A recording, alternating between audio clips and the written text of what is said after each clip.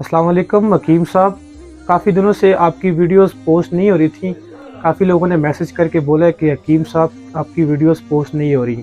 तो एक तो इसके बारे में बता दें, दूसरा ठंड है, ठंड की वजह से बहुत से लोगों को वीकनेस हो रही है और जिस्म में बहुत सी दर्दें हो रही हैं और काफ़ी वीकनेस फील कर रहे हैं लोग और ठंड भी बहुत लग रही है। इसके लिए कोई आसान सी रेमेडी बताएं जो कि हमारे नाजरीन आसानी से ख़ुद घर में इजीली बना सके।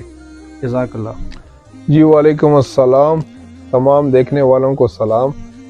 और आज मैं आपको एक इतना आसान नुस्खा बताऊंगा जो अपने घर में आप बनाएं, इस्तेमाल करें, इंशाअल्लाह आपको अफाका होगा।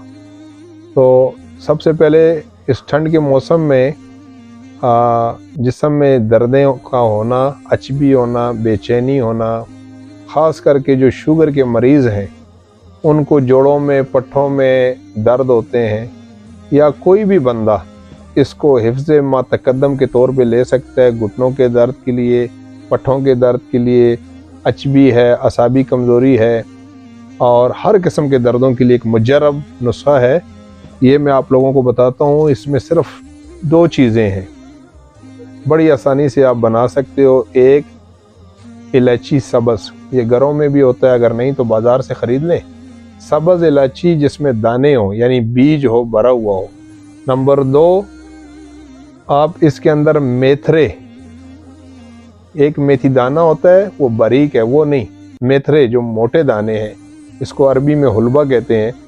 ये दोनों चीज़ों को बारीक पाउडर कर लें और 1 चाय वाली चम्मच इसको सुबह शाम खाना खाने के बाद इस्तेमाल करें। दूध या पानी किसी चीज़ से आप ले सकते हो। इंशाअल्लाह ये सुबह शाम 2 टाइम लेना है। ये आपकी तमाम दर्दों को ख़त्म कर देगा, बेचैनी को ख़त्म कर देगा, अचबी का होना, निकाहत होना, टांगों में दर्द, हड्डियों में दर्द, घुटनों में दर्द, पट्ठों की कमज़ोरी। आसान नुस्खा है, इसको कुछ माह रेगुलर इस्तेमाल करें, इंशाअल्लाह आपको अफाका होगा।